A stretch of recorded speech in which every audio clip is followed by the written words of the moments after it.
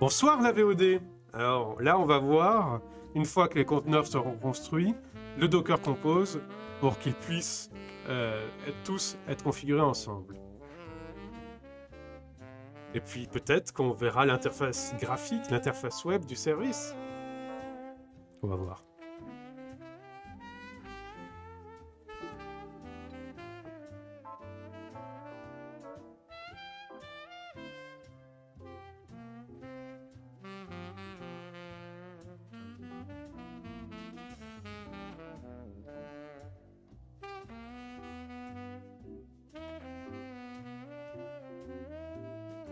Qu'est-ce que j'ai mis comme info de stream? Ah ouais, ça c'est fini la première partie. Les tests du rôle en Nginx, ils sont faits. On continue le conteneur Portal de GoHarbor. Oui, ça ok. Et on construit. Je vais modifier les infos de stream. Construit le Docker Compose. Et je vais mettre un hashtag à Docker Compose.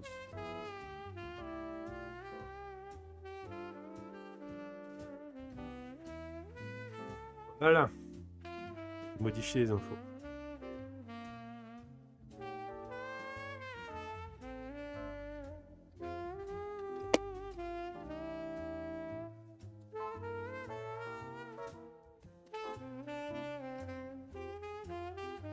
Du coup, si les boîtes vont s'éloigner du standard open source et licence open source, pour détecter que ça va être un peu plus compliqué. Hein. Parce que nous, pour l'instant, pour détecter ça, on utilise un outil qui s'appelle License Finder. Mais je pense qu'il ne sera pas suffisant. Il va falloir utiliser des outils qui soient capables de calculer la divergence dans le texte par rapport à un texte de référence. Donc License Finder pour référence, c'est ça. Donc on a un conteneur qui permet de vérifier les licences de nos dépendances. Alors, je vais voir avec eux parce qu'il y a des choses qui ne me plaisent pas dans la gestion du truc. Il y a par exemple le fait qu'ils ne prennent pas en compte des environnements distants. C'est-à-dire que si par exemple on veut tester des dépendances PHP, il faut installer un environnement PHP dans le conteneur de License Finder. Pareil pour chaque langage. C'est-à-dire que si on veut tester une grande variété de langages, on se retrouve avec un conteneur qui fait 10 gigas parce qu'il y a 50 environnements dedans. Je pense qu'il y a une meilleure façon de faire en faisant en sorte que License Finder appelle des conteneurs spécifiques et récupère les infos de licence depuis ces conteneurs spécifiques. Ça permettrait de cloisonner les environnements, éviter qu'ils s'impactent entre eux. Ah. Allô? La VOD, pas d'internet, ce sont des choses qui arrivent, voilà, donc on redémarre, tranquillou. Hop, hop, mon fond vert, tout ça, c'est en place. Et ouais. Ah.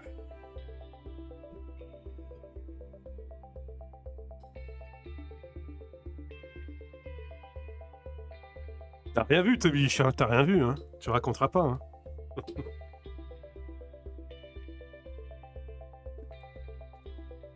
Un stream professionnel, mesdames et messieurs. Allez. On relance là. Ah, c'est bon, tout est revenu. Tu diras rien, très bien. Bon. Nos conteneurs sont construits malgré tout, je pense. Du coup, on va faire le Docker Compose. Pour le Docker Compose, on va repartir sur notre joli Vagrant et voir quelles infos il utilise pour paramétrer les conteneurs officiels. Alors...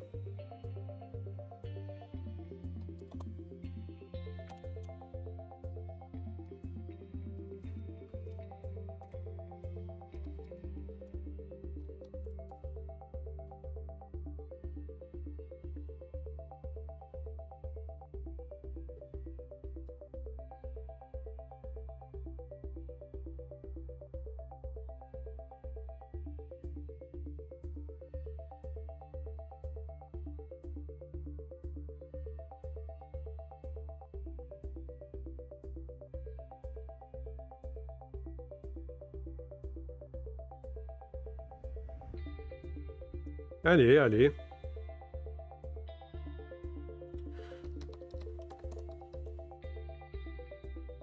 Bon.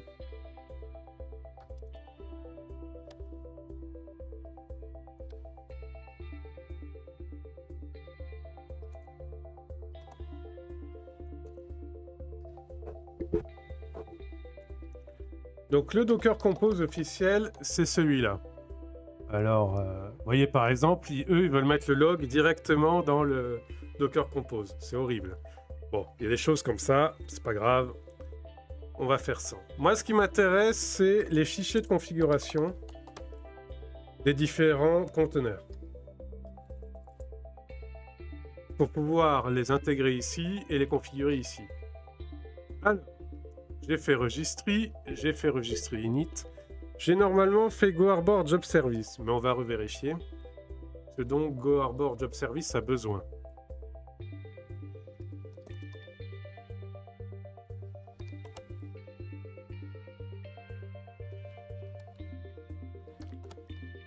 Donc le fichier de config, normalement, il est paramétré. Maintenant, c'est les env, les variables d'environnement. Job Service, il lui faut un core secret. Ok. Un registry URL. Alors lui, il met sur 5000 parce qu'il le met en HTTP. Mais nous, c'est HTTPS everywhere. Et même MTLS quand c'est possible. Donc on met en HTTPS. Un Job Service Secret. Il est là. Un core URL. Ouais. Pareil, on a HTTPS. Un registry controller URL. Ok. Et ensuite, donc, Job Service Webhook. Registry credential, username, password. Et ça, la Copint Upgrade version, c'est interne à notre projet. C'est une variable qui permet de dire tu es à la version temps du déploiement. C'est-à-dire, par exemple, si on déploie notre service une fois, et puis qu'on fait une mise à jour, la mise à jour, c'est le deuxième déploiement. Donc, ça sera numéro 2, et ainsi de suite. Ça permet à nos conteneurs de comprendre que s'ils gardent en mémoire la trace du déploiement précédent, ils ont changé de déploiement. Et donc, ils doivent relancer un certain nombre de scripts, etc. Voilà.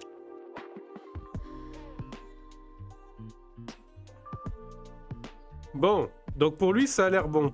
Job Service, c'est bon. Qu'est-ce qu'on monte? Donc le fichier de config et SSL et l'init. Pour moi, ça a l'air bon. Le fichier de config, donc c'est la configuration. SSL, c'est pour pouvoir charger les certificats et clés SSL qui feront que Job Service soit accessible par SSL, par TLS. Et l'init, c'est le conteneur qui permet de définir quand il doit démarrer après le conteneur qui fait initialisation. Pour moi, ça me paraît bon. Alors, juste au passage, je vais regarder. Ah, Nginx daemon off. Là, il lui manque un truc. Il manque son fichier de configuration. Et si on regarde l'exemple ici, là, on ajoute le fichier de configuration. Pourquoi on est obligé de le faire? Parce qu'il n'est pas dans une installation standard. Parce que comme on a décidé d'installer Nginx non pas en root, mais en user, eh bien, on va utiliser la specification XDG Base Directory, qui d'ailleurs est utilisée quand on est en route. Hein. C'est-à-dire le fait de mettre, par exemple, des fichiers sources dans user, local, src, ça c'est l'XDG Base Directory. Quand on est en user, c'est ça. C'est-à-dire ça va dans .config quand c'est une config.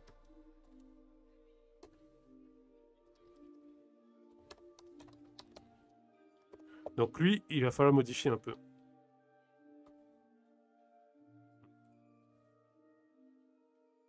Voilà.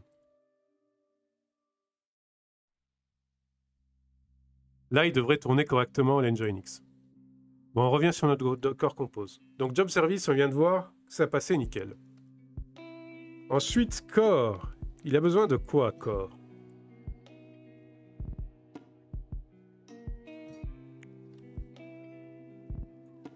Alors, Core, il a besoin d'un tas de choses. Le config path, normalement, il est défini par défaut au sein du conteneur. Donc, on n'aura pas à le modifier normalement, si je me souviens bien.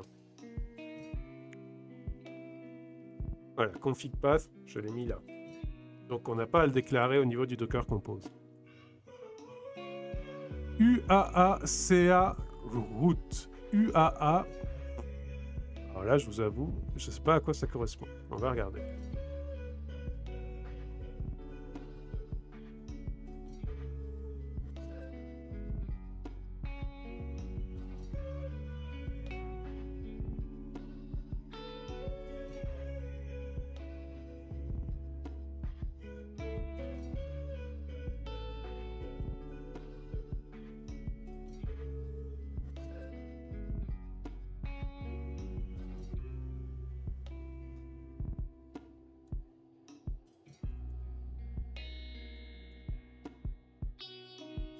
J'en ai aucune idée. UAA. UAA. Ah, c'est un truc d'authentification.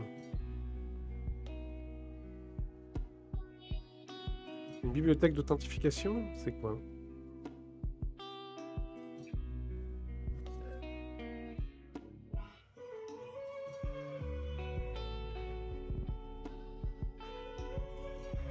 C'est Universal Authentication, un truc comme ça? Ça fonctionne avec quoi? Avec OpenID? OpenID Connect?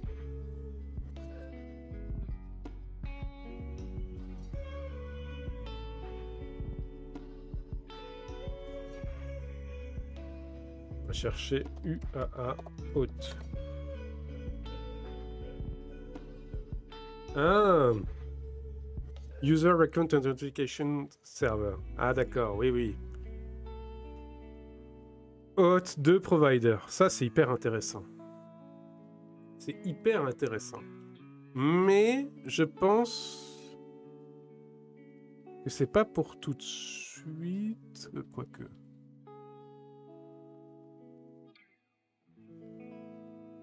On a un UAA intégré directement dans Guardor.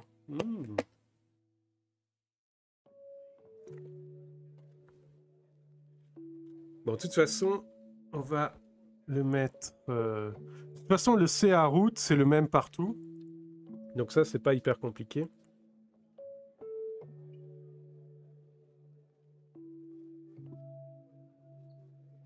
Donc c'est au niveau de core.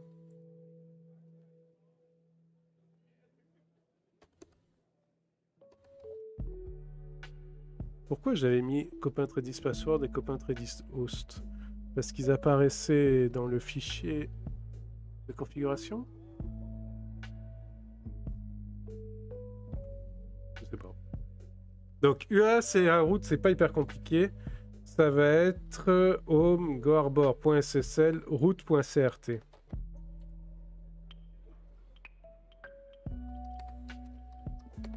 Parce qu'on a on aura une autorité de certification qui soit la même partout. Donc, dès que c'est CA, Certification Authority, ça va être la même chaîne de certification partout. Redis URL Core. Alors, si c'est ça, Redis URL Core. Core App. Il n'y a aucun appel à Redis URL Core où que je puisse voir. Arbor Core, donc on va les mettre là-dedans. Donc, copain Redis Host, il va ici.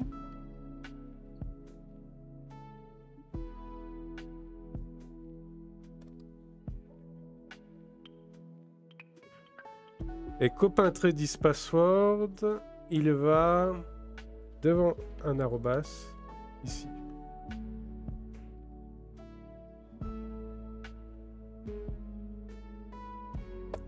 Avec copain Redis Host, on l'a fixé à Redis, donc ça on peut le remettre. Voilà. T'es d'accord avec moi, Tobiche? C'est bien la syntaxe Redis quand on a un mot de passe Redis.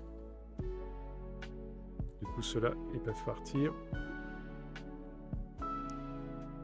Passe Redis partant. Ok.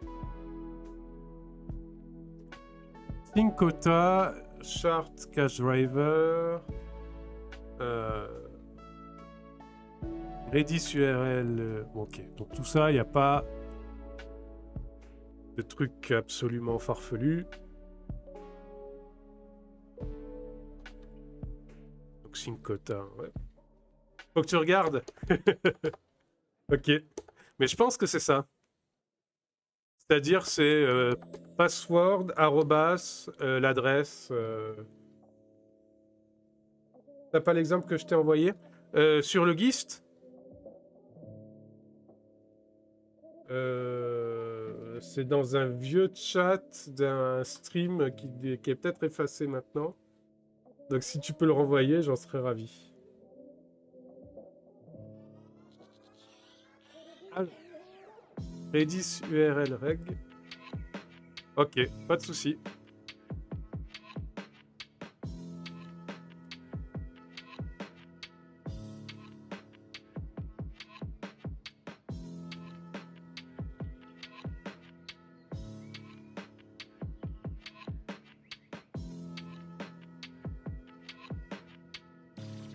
Ah, c'est pas la même base de données. Vous voyez le petit /1 là, ça fait toute la différence. Alors, tous les endpoints.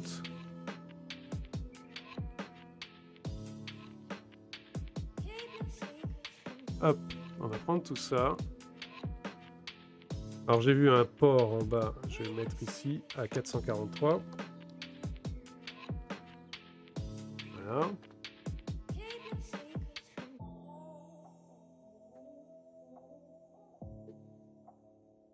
Alors il y a une pelletée de variables d'environnement. Hein. Log level, on va mettre info. Ça, on va le garder comme ça. Endpoint. Oui, c'est bien https local.copain.test. Ah bah c'était pour Golang in Docker, rien à voir. Bah écoute, c'est pas grave. De toute façon, on va faire les tests. Mais je crois... Attends, on va le chercher. Redis. With password.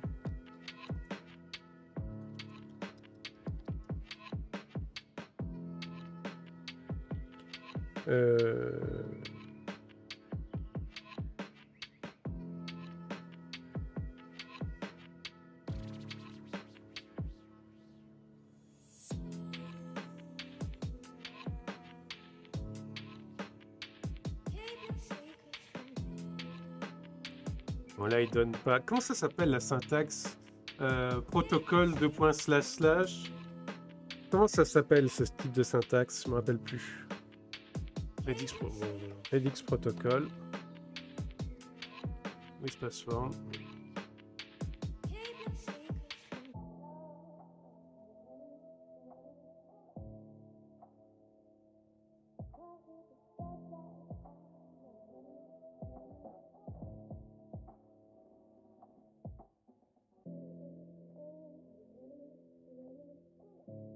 Voilà, un URI shame, voilà. Le schéma URI Redis de //. Comment on structure? En fait, j'ai pas bien vu dans quel contexte tu t'en sers. En fait, c'est ici, c'est pour que le corps de GoHarbor puisse se connecter à notre base Redis.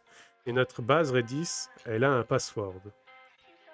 Elle est déclarée ici, tu vois, Redis, require pass, copain Redis password. Tu vois? Elle n'est pas à l'air libre, elle a un mot de passe d'accès.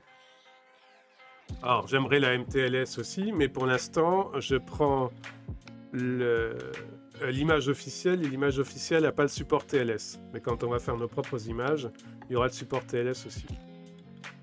Et donc, du coup, s'il y a un mot de passe, ben, pour pouvoir y accéder, il faut que je le reporte bien quelque part, le mot de passe.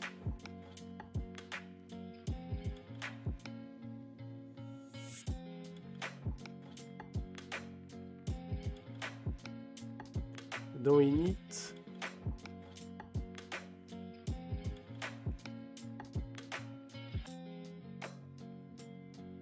Et donc du coup, si je prends le schéma URI, ça doit être redis mot de passe arrobase nom du serveur port et puis après les paramètres supplémentaires. Je pense que c'est ça.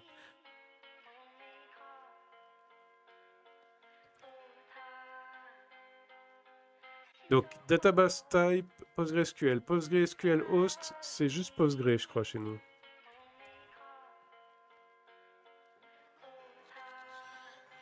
Bon, on verra à l'usage, hein, Tulich, hein. Si ça marche pas, eh bien on testera autrement. Hein. Donc, type de base de données, c'est Postgre. Sur le host, Postgre. Le port, je ne l'ai pas changé, donc c'est 5432. Le username, par contre, dans l'entry point...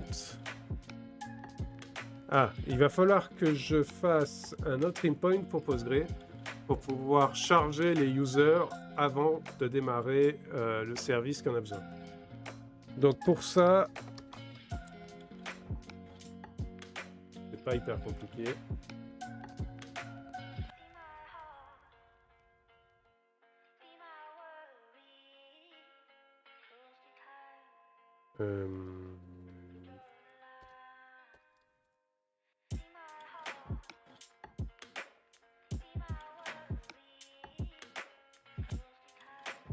Donc je vais faire un dossier conteneur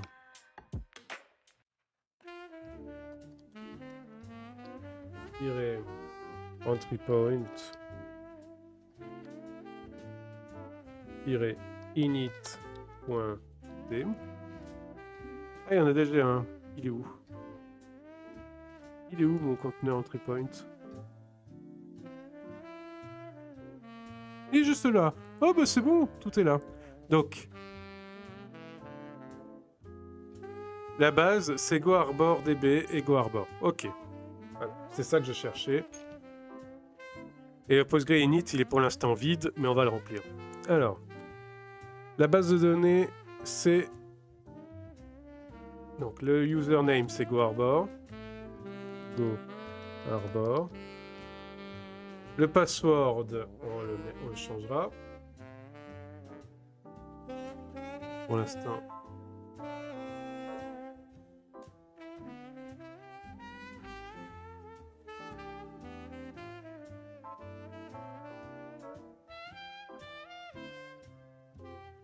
Comment j'ai noté dans les autres projets pour conserver la syntaxe?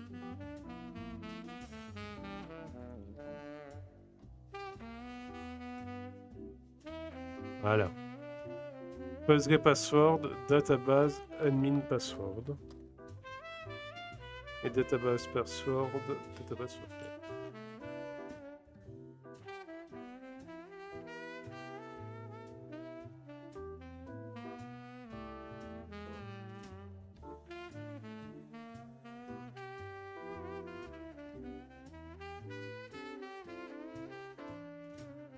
C'est database password, je pense. Admin, c'est pour créer les trucs. Et database password, c'est pour les utiliser.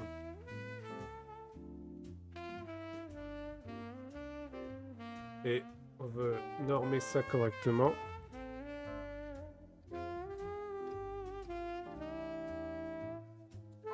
Donc on va renommer ici. Voilà. En copain de quelque chose. L'espace de nom et puis le nom de notre variable. Comme ça, il n'y a pas de conflit avec d'autres variables.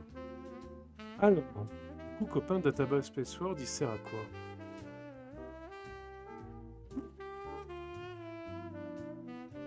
Il sert à rien, en fait.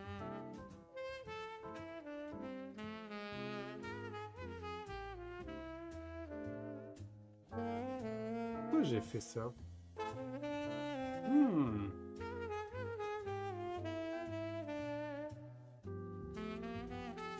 Intéressant ça. Pourquoi j'ai voulu rajouter un deuxième mot de passe?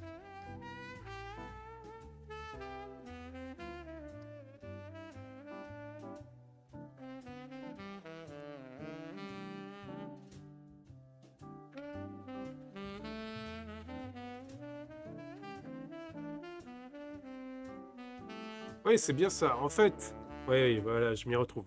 Donc ça, copain database admin password, donc c'est pour créer les bases de données. C'est le mot de passe du super admin de Postgre. Et copain database password ici, là, c'est pour accéder à la base de données de fonctionnement, quoi. Et donc du coup ici, c'est copain database password. Voilà, je m'étais un peu paumé dans mes variables, mais c'est revenu.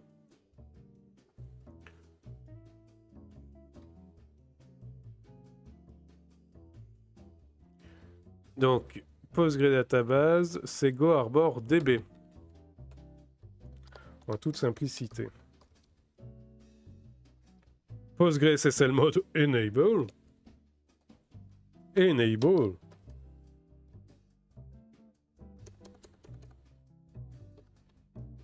On veut du SSL partout.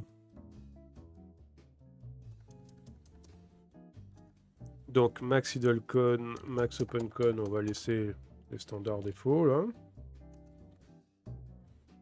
On s'en préoccupera quand on voudra faire de la montée en charge. Registry URL, on va le mettre non pas avec ce port 5000, mais en HTTPS registry, comme ici. Parce qu'on va y mettre du TLS aussi à registrer. Portal URL, même motif, sauf que portal URL, c'est l'externe, donc c'est local.copint.test.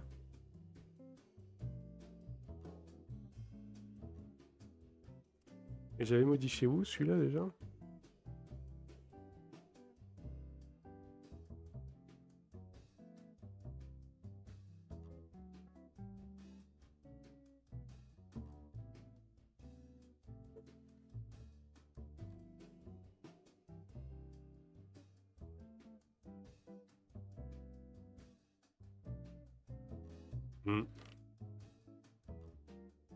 Eh si, external endpoint, ici. Voilà. Bon, token service URL. Donc ça, c'est core. Et donc c'est lui-même. C'est bien. Du coup, c'est HTTPS Go Arbor Core. Go Arbor-core. Et pas en 8080. En 443, s'il vous plaît.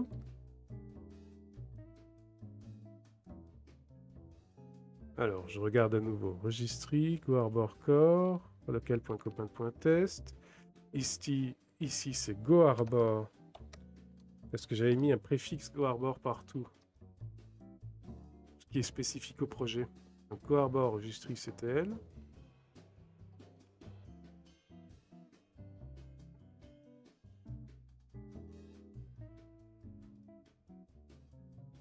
Arbor, admin password, ça, on va mettre un mot de passe admin. Du genre copain admin password. Voilà. Ok. Max job workers. Ok. Core secret. Donc on va le mettre le même qu'on a mis ici.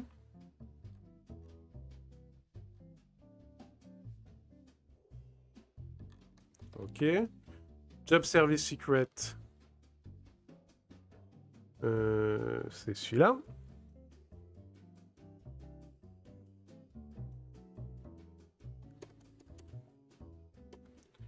Ok. Voilà.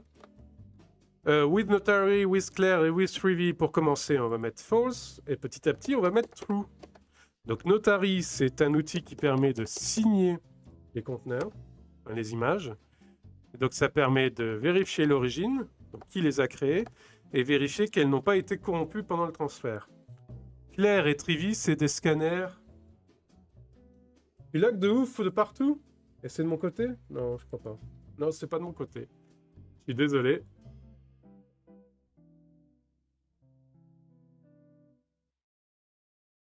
Non, c'est pas de mon côté, ça n'a pas l'air. Donc, core URL. Donc oui, Claire et Trivis, c'est... Non, c'est ta code toute pourrie. Ok, désolé. Donc Claire et Trivis, c'est des scanners de sécurité. Ça scanne les conteneurs, les images qui sont dans le repo, pour voir s'il y a des failles de sécurité dedans. Donc pour l'instant, on se concentre sur GoHarbor, mais petit à petit, bien sûr, ceux-là, ils vont être ajoutés. Hop, core URL, HTTPS, GoHarbor core, GoHarbor core. Core local URL.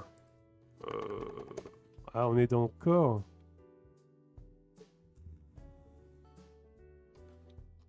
Je vais mettre la même chose. Hein. Il va se causer à lui-même par sa boucle interne. Hein.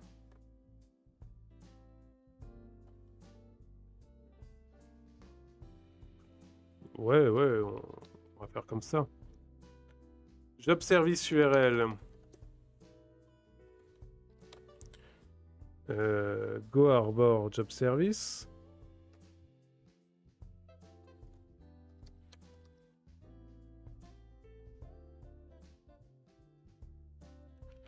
Claire adapteur URL. Ah oui, ceux-là, temporairement, on les commente.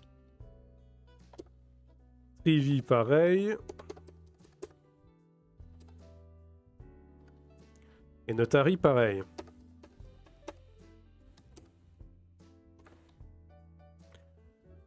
Registry Storage Provider en name. Donc pour l'instant, ça sera File System. Mais après, on verra. Soit on va se servir de l'API de Docker ou de Podman pour greffer un backend différent. Soit on va déclarer au niveau de GoHarbor le nouveau file system.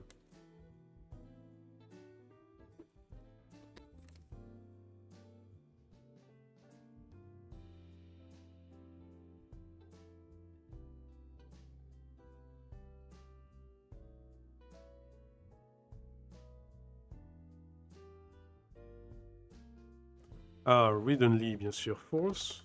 On veut écrire des trucs. Reload key, je ne sais pas à quoi ça sert. Et c'est vide. Donc je vais regarder GoHarbor reload key. GoHarbor reload key.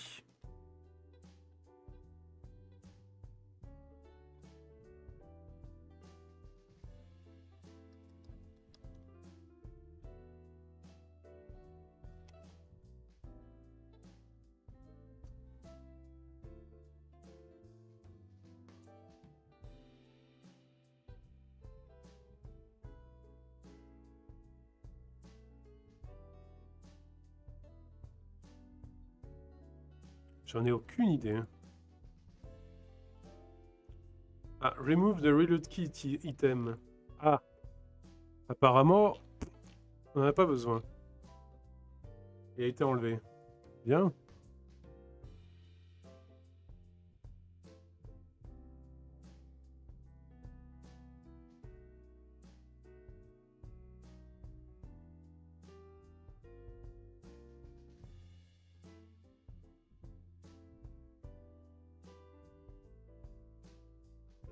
Bah, s'il a été enlevé, ben on va l'enlever. Hein.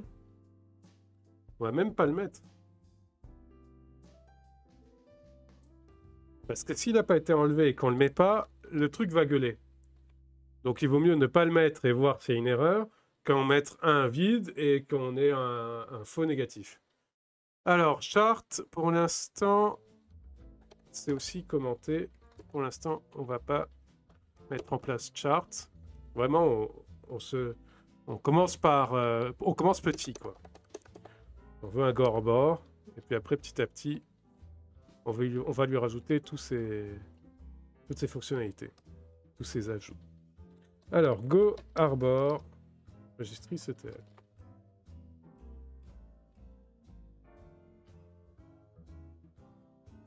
Donc, with chart medium, pour l'instant, on va mettre à false. Oui, as false. Alors, registry credential username et registry credential password.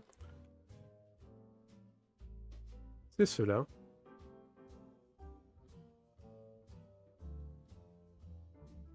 Voilà. Ah, une clé CSRF, ça c'est absolument indispensable. Comme on veut un environnement clusterisé, on est obligé de la mettre en variable. Copain CSRF I.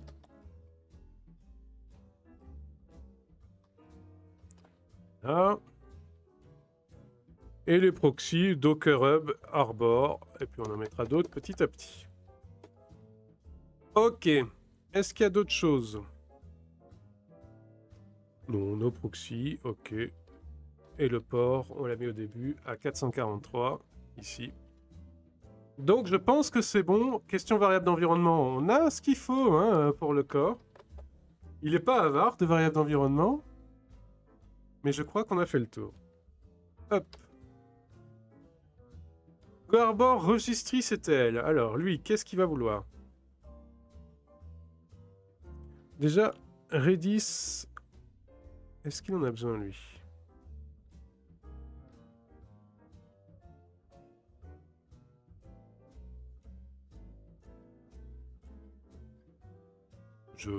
Non, je vois pas de nécessité. Est-ce qu'il est les infos Redis lui? Job service, oui. Mais core et registry CTL, non. Alors. Job service.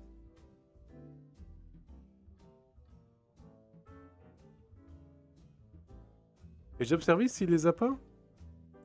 C'est quoi ce... Alors. On va revoir ça un peu. Donc job service, il lui faut ces infos Redis. Ah mais non, c'est au niveau de l'init qu'il les faut. Donc les autres, il les faut pas. Les autres, ça, c'est nul. Voilà. Donc registry CTL. Quelles sont ces variables à lui? Oh, il a quasiment rien. Core secret et job service secret. Ok. Par contre, ça me pose une question. Comment il sait où sont les autres services? Ou alors c'est les autres qui l'appellent et lui, il appelle jamais les autres, peut-être. Ouais, c'est possible. Ouais, c'est possible.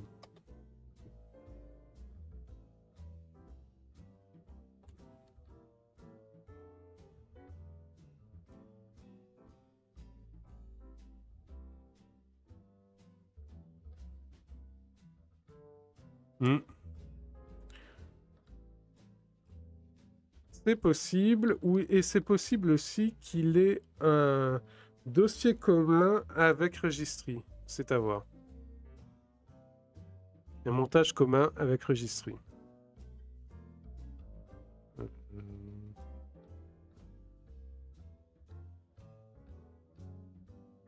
Registry config, c'est pas celle de Registry CTL. D'ailleurs, le point de montage ici est faux. Moins point config. Mais celle de Registry.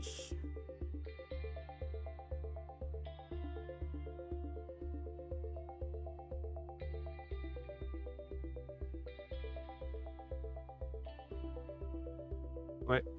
Registry.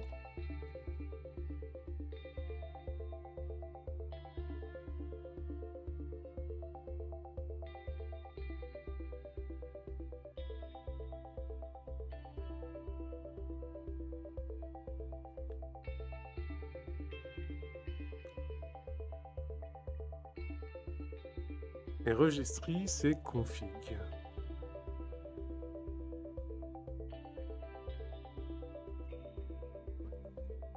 Ça.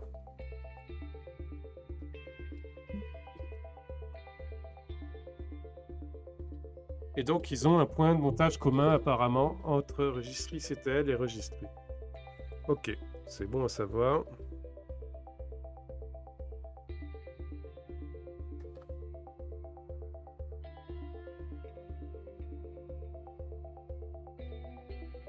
Donc C'est-à-dire que registry.ctl, il faut qu'il ait le même UID et GID que registry.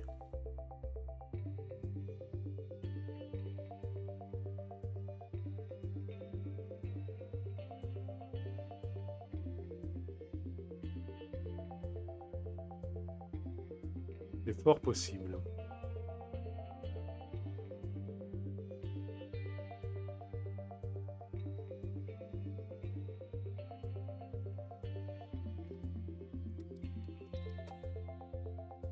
Voilà.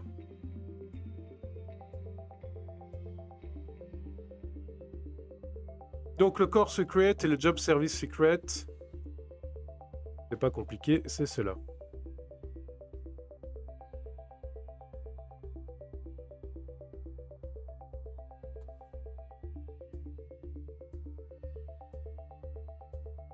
Donc registry, il va falloir que je regarde quel UID, GID je lui ai mis. Parce que s'il a un point de montage commun, il faut que je mette le même UID, GID pour registry.ctl.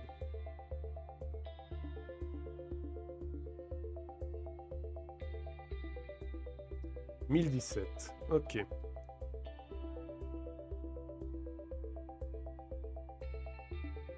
Donc on va prendre celui-là. On va le mettre ici.